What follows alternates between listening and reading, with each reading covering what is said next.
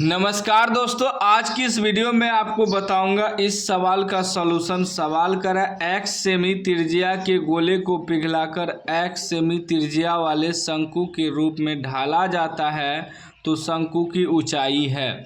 मतलब एक गोला है जिसका त्रिज्या x सेमी है, उसे पिघलाकर सेम वही त्रिज्या x सेमी त्रिज्या वाला ही एक शंकु बनाया जाता है। तो उस शंकु का ऊंचाई कर है निकालने। ऑप्शन ए में है 4x सेमी, बी में है 3x सेमी, सी में है 2x सेमी और डी में है x सेमी।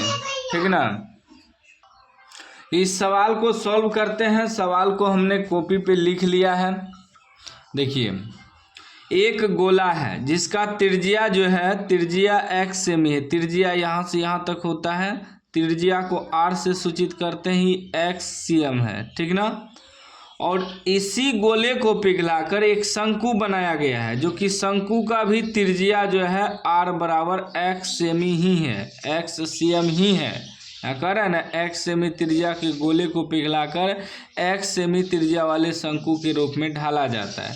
तो इस शंकु का भी त्रिज्या x सेमी है और गोले का भी त्रिज्या x सेमी है। तो हमें कह रहा है शंकु का ऊंचाई निकालने के लिए। तो एक चीज़ ध्यान दीजिएगा कि गोले को पिघलाकर शंकु बनाया जा रहा है, तो जितना इसका आयतन होगा गोले का उतना ही शंकु का आयतन होगा। पिघलाने का मतलब क्या है? आयतन। तो भले ही इसको पिघलाकर आकार बदल दिया जाता है, लेकिन आयतन सेम रहेगा, बराबर रहेगा। जितना गोले का आयतन रहेगा उतना ही शंकु का आयतन रहेगा। तो इससे हमें समझना है कि गोले का आयतन निकालना है पहले, ठीक ना। और जितना गोले का आयतन होगा उतना ही शंकु का आयतन होगा। पिघलाकर बात करें, आकार बदलने का बात करें तो समझिए आयतन निकालना होगा। तो हम सबसे पहले गोले का आयतन निकालेंगे। लिखेंगे गोले की त्रिज्या, गोले की त्रिज्या, गोले की त्रिज्या,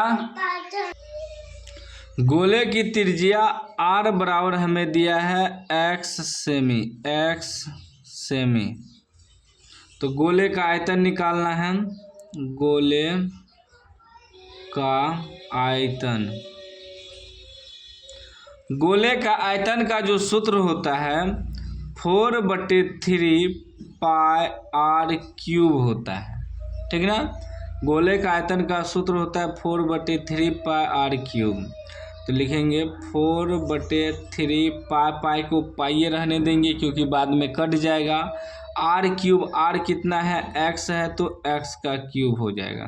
इतना सेंटीमीटर क्यूब जो है हमारा गोले का आयतन निकल गया। अब निकालेंगे शंकु का आयतन, और जितना शंकु का आयतन होगा उतना ही गोले का आयतन होगा, दोनों बराबर होगा। लिखेंगे शंकु का आयतन,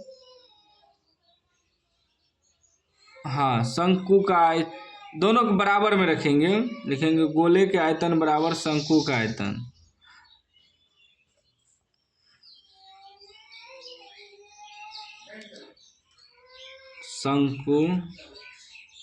शंकु की त्रिज्या, शंकु की त्रिज्या r बराबर कितना दिया है? x semi. और ये हो गया आपका ऊंचाई, ऊंचाई को s से सूचित करते हैं। तो ऊंचाई h बराबर क्या है? कुछ नहीं है, ये तो हमें निकालना है। लिखेंगे शंकु की आयतन बराबर गोले की आयतन। शंकु का आयतन, शंकु का आयतन बराबर गोले का आयतन। शंकु का आयतन जितना होगा उतना ही गोले का आयतन होगा। शंकु का आयतन का सूत्र होता है 1/3 पाई r स्क्वायर h बराबर गोले का आयतन कितना निकला है? 4/3 पाई x क्यूब। ठीक। तो यहाँ देखिए, बैठाइए। अब नीचे नीचे 3 कट जाएगा, पाई भी कट जाएगा। क्या बचा? r square h। शंकु का r कितना दिया है? x semi. तो x स्क्वायर h बराबर 4x क्यूब बचा। ठीक ना। तो यहाँ स्क्वायर से x कट जाएगा, एगो x बचेगा। यहाँ 3 गो x है ना, तो एगो x बचेगा। ठीक। यहाँ 2 एक्स है, यहाँ 1 एक्स है। देखिए ऐसे समझिए, एक्स स्क्वायर का मतलब हुआ एक्स गुना एच बराबर 4, एक्स पर पावर 3 का मतलब हुआ एक्स जो है 3 बार है।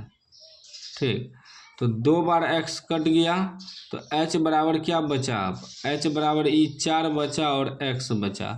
तो एच क्या है, शंकु की ऊंचाई है, तो लिखेंगे अतः शंकु की ऊंचाई बराबर 4x सेमी। 4x सेमी जो है आंसर निकल गया। ऑप्शन है, ऑप्शन ए में है, ए राइट आंसर हो जाएगा 4x सेमी। तो उम्मीद है आप समझ गए होंगे। समझ गए हैं तो लाइक कर दीजिए, चैनल को सब्सक्राइब कर दीजिए और घंटी को दबा के ऑल कर दीजिए। ठीक है ना। इस तरह का सवाल जो भी दे, पिघलाकर बात करे, आकार बदलने का बात करे, तो समझिए दोनों का, अगर गोले से शंकु बना रहा है तो दोनों का आयतन सेम होगा, या शंकु से गोले बना रहा है तो दोनों का आयतन सेम होगा। मतलब आयतन हमेशा बराबर रहेगा, भले ही उसका आकार चेंज हो जाए।